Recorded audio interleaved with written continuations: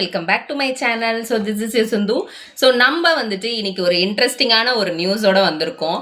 So already நம்ம சேனலில் நிறைய வீடியோஸ் கமுதினோட ஒர்ஸ்ட் பிஹேவியரை பற்றி நம்ம வந்து பேசியிருப்போம் மக்களே. ஸோ அதுக்கு ஆதரவாக, ஸோ விஜே பாருக்கு ஆதரவாக வந்துட்டு நம்மளோட எக்ஸ் கண்டஸ்டன்டான ஜாக்லின் வந்துட்டு களமிறங்கியிருக்காங்க. ஸோ நான் கூட நினச்சேன், என்னடா இந்த ஆபாச குறியீடுக்கு மஞ்சரி மறுபடியும் வந்துட்டு ஜாக்லின் கூட சப்போர்ட் பண்ணாங்க, இதுக்கெல்லாம் வந்துட்டு சப்போர்ட் பண்ண மாட்டேங்கிறாங்களே அப்படின்ட்டு. இதோ சப்போர்ட் பண்ணிட்டாங்கல்ல. So thank you so much Jacqueline. So என்ன சொல்லியிருக்காங்கங்கிறத நம்ம பார்க்கலாம். So, being aggressive towards women and justifying it on camera is a new shortcut to greatness. Interesting. Even more interesting is expecting people to vote for that nonsense like it's some master stroke. அதாவது தெளிவாக சொல்லியிருக்காங்க. So நீங்கள் வந்துட்டு எப்படி வேணாலும் அக்ரெசிவாக விமனுக்கு வந்துட்டு behave பண்ணுவீங்க, அதுக்கப்புறம் கேமரா முன்னாடி ஓட்டு வாங்குறதுக்காக நீங்கள் வந்துட்டு மன்னிப்பு கேட்பீங்க. இது வந்துட்டு ஒரு சம் ஸ்ட்ராட்டஜியாக இருக்குது அப்படிங்கிற மாதிரி சொல்லியிருக்காங்க. Well done thank you so much. So VJ பாருக்கு ஆதரவாக இப்படி வந்து ஜாக்லின் பேசியிருக்கிறது இது ஒரு வந்துட்டு பெரிய விஷயம் மக்களே. ஸோ கண்டிப்பாக நம்ம வந்து பாராட்டியே ஆகணும். ஸோ நெக்ஸ்ட் வந்து பார்த்தீங்க அப்படின்னா, நேற்று நைட்டு வந்துட்டு ஒரு சம்பவம். அதாவது விஜே பாரு வந்துட்டு சாமானை வந்துட்டு கழுவிட்டு இருக்காங்க, விளக்கிட்டு இருக்காங்க, ஓகேங்களா. ஸோ விளக்கிட்டு இருக்கிறப்ப இவன் வந்துட்டு கமருதீன் வந்துட்டு பின்னாடியே போய் சாரி அப்படின்னு பார்வதி சட்டையா கூட அவனை மதிக்கல. ஸோ இது வந்து பெரிய பாசிட்டிவ் பார்வதிக்கு. நான் மறுபடியும் சொல்றதே தான், பார்வதி வந்து விழிச்சிட்டாங்க. நான் மறுபடியும் சொல்றதான், பார்வதி வந்து முழிச்சிட்டாங்க மக்களே. ஸோ இனிமேல் அவனோட ஸ்ட்ராட்டஜி பாருகிட்ட வந்துட்டு அது செட்டே ஆகாது. ப்ளஸ் அவன் வந்துட்டு நல்லவனும் கிடையாது. நான் ஃபர்ஸ்ட்ல இருந்தே இதை தான் சொல்லிட்டு இருக்கேன். ஸோ எவ்வளோ கேவலமான கெட்ட வார்த்தைகள், அதாவது நம்ம வாயில பேச முடியாத கெட்ட வார்த்தைகள். அது எப்படி, அது இந்த கெட்ட வார்த்தை பேசுறதுக்கே எனக்கு வாய் கூசுது. ஒரு நேஷனல் மீடியான்னு கூட பார்க்காம நீ அப்படிங்கிற மாதிரி கெட்ட வார்த்தை. அதுக்கப்புறம் அதுக்கு முந்தின நாள் வந்துட்டு இந்த பேட் டச் இஷ்யூவில் அதுலேயும் அந்த கெட்ட வார்த்தையை யூஸ் பண்ணி அவன் பேசியிருக்கான் அப்படின்னா அது என்னன்னு சொல்றதுன்னு தான் எனக்கு தெரியலைங்க மக்களே. ஸோ ஒரே ஆதங்கமாக இருக்குது. ஸோ நீங்கள் நிறைய மெசேஜ் பண்ணியிருந்தீங்க எனக்கு வந்துட்டு இந்த கமெண்ட் செக்ஷன்லாம் நான் பார்க்க வேண்டியதாக இருந்துச்சு. இந்த மாதிரி வந்துட்டு நானும் ஒரு பொண்ணு பிள்ளைய வச்சுருக்கேன், எனக்கும் 2 பிள்ளைங்க இருக்குது, நான் எப்படி வந்துட்டு இந்த மாதிரியெல்லாம் வந்துட்டு காப்பாற்ற போகிறோமோ அப்படின்ட்டு எனக்கு வந்துட்டு இது வந்து ரொம்ப பயமாக இருக்குது. ஸோ இப்படி நேஷ்னல் மீடியாலே இந்த மாதிரி இருக்காங்க அப்படின்னா, ஸோ நாளைக்கு வந்துட்டு நம்ம காலேஜ் அனுப்புகிறோம், நம்ம வந்துட்டு ஸ்கூலுக்கு அனுப்புகிறோம், எப்படியெல்லாம் பசங்க வந்து இருக்கக்கூடாதுங்கிறக்கு ஒரு முன்னுதாரணம் வந்து கமருதீன் தான். ஸோ அப்படிதான் நம்ம சொல்லி வளர்க்கணும் நம்ம பிள்ளைங்களை. ஈவன் எனக்கு கூட ஒரு பொண்ணு இருக்கு, எனக்கு பயமா இருக்கு இப்பவே. ஐயோ எப்படா இப்படியெல்லாம் பேசுறாங்களே, இப்படியெல்லாம் ஏமாத்துறாங்க பார்த்தீங்களா. ஸோ இதுல வந்து விழுகிறது யாரு தெரியுமா, இந்த அப்பா இல்லாத பொண்ணுங்க தான் மோஸ்ட்லி வந்துட்டு இந்த மாதிரி டக்குன்னு வந்து விழுந்துருவாங்க.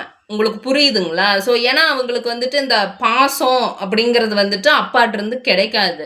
ஸோ அவங்க இல்லாததுனால ஸோ ஈஸியாக வந்துட்டு ஏமாத்திடுவாங்க. நான் உனக்கு அப்பா மாதிரி, நான் உனக்கு அம்மா மாதிரி அப்படிங்கிற மாதிரி இந்த மாதிரி ஒரு கேட்டகரி இருக்குது. ப்ளஸ் இன்னொன்று, இந்த பொண்ணு வந்து எப்படி அப்படின்னா விஜய் பாரு ரொம்ப ஸ்ட்ராங், ரொம்ப வந்துட்டு ஸ்ட்ராங், போல்டு. ஸோ இந்த இடத்துல வேற ஒரு பொண்ணாக இருந்ததுன்னா இந்த மாதிரி தாங்கும் நீங்கள் நினைக்கிறீங்களா? கண்டிப்பாக தாங்க முடியாது, யாருனாலுமே தாங்க முடியாது. ஸோ இந்த மாதிரி இருக்கிறதுனால தான் நம்ம சொசைட்டியில் கூட நாங்கள் நிறைய பொண்ணுங்களுக்கு வந்து டிவோர்ஸ் ஆகுது அப்படிங்கிறது என்னோட ஒரு கால்குலேஷன். அது தப்பாக கூட இருக்கலாம், might be it will be wrong, but I am thinking like that. C, ஒரு விமன் வந்துட்டு அவளே தள்ளி போனாலும் கெட்ட வார்த்தையில் பேசுறது, ஒரு பிரச்சனையை இழுத்துட்டு வந்து பேசுறது, அவள் பேசலைன்னா அவளுக்கு எகெயின்ஸ்டா மாறுறது. ஸோ இது என்ன மாதிரியான ஒரு பிஹேவியர்? ஸோ அது வந்துட்டு நம்ம வந்துட்டு பேசவே முடியாதுங்க மக்களே. ஸோ இந்த அளவுக்கு ஒஸ்ட்டாக இருக்குது. So thank you so much. நிறைய பேர் சப்போர்ட் கொடுத்துட்ருக்காங்க நம்மளோட விஜே பாருக்கு. ஈவன் தோ நான் ரிவ்யூவர்ஸை கூட வந்துட்டு பார்த்தேன், நிறைய பேர் வந்துட்டு கொஞ்சம் பாசிட்டிவாக பேசியிருக்காங்க, கொஞ்சம் நெகட்டிவாக பேசினவங்களும் இருக்காங்க இந்த விஷயத்தை பொறுத்த வரைக்கும். ஸோ நெக்ஸ்ட் வந்துட்டு நம்ம வந்துட்டு டாஸ்க்கை பற்றி பேசலாங்க மக்களே. ஸோ டாஸ்க் 1 to 5ல் வந்துட்டு இப்போ scoring board, actually task 1 to 5 நடந்து முடிஞ்சிருச்சு. ஃபர்ஸ்ட் டாஸ்கில் சுபிக்ஷா வந்துட்டு வின் பண்ணுறாங்க, செகண்ட் டாஸ்கில் வந்துட்டு சாண்ட்ரா வின் பண்ணுறாங்க, தேர்ட் டாஸ்கில் சபரி அண்ட் விக்ரம் ஒரே பாயிண்ட், ஃபோர்த் டாஸ்கில் வந்துட்டு சபரி அண்ட் ஃபிஃப்த் டாஸ்கில் விஜே பாரு வின் பண்ணுறாங்க மக்களே.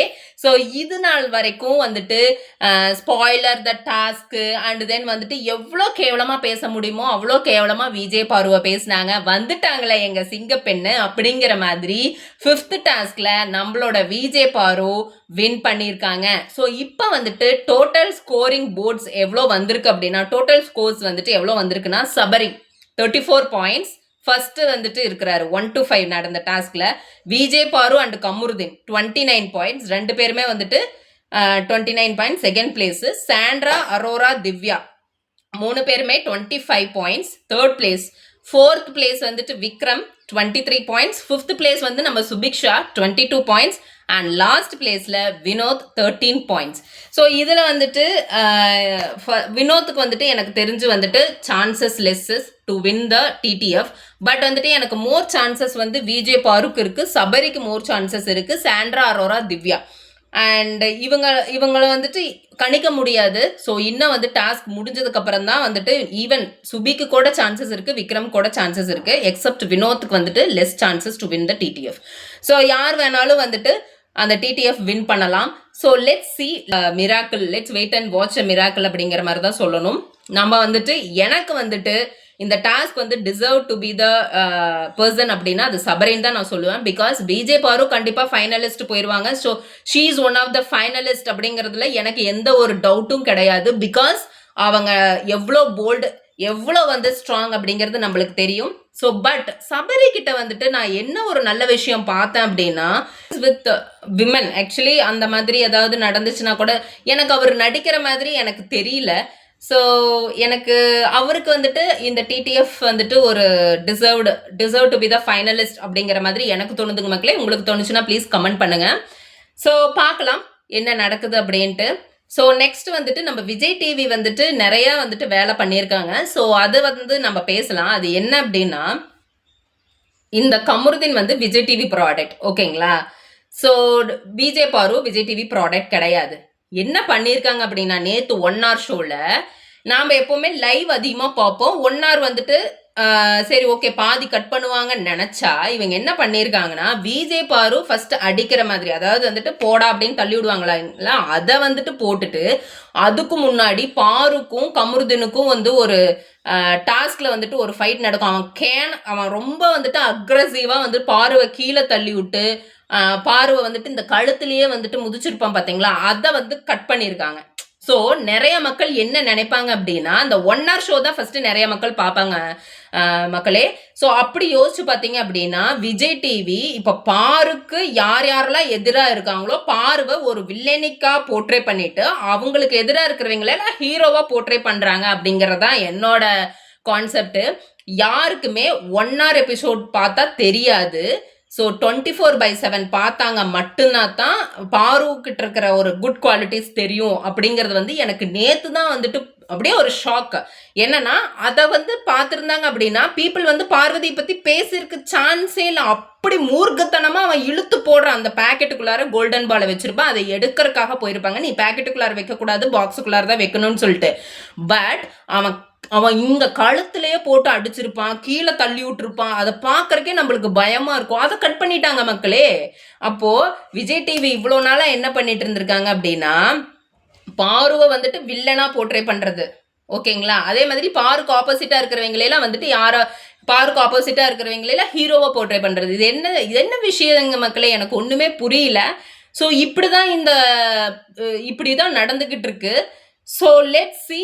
ஸோ நம்ம வந்துட்டு 24/7 பார்க்குறோம், நியாயத்துக்கு சப்போர்ட் பண்ணுறோம். கண்டிப்பாக நம்மளுக்கு வந்து நியாயம் கிடைக்கும் அப்படிங்கிற ஒரு நம்பிக்கை இருக்குது இந்த வீக்கெண்டில். பிகாஸ் நிறையா பேர் வந்து விஜய் பாருக்கு ஆதரவாக இருக்காங்க, கமருதீன் அண்ட் விஜய் பாருக்கு இஷ்யூவில். பார்க்கலாங்க மக்களே என்ன நடக்குதுங்கிறது. நம்மளுக்கு தெரியாது வீக்கெண்டில் விஜேஎஸ் எப்படி ட்விஸ்ட் அடிக்கிறாருன்ட்டு. பொறுத்திருந்து பார்ப்போம். So until then this is Sindhu. Bye, take care all.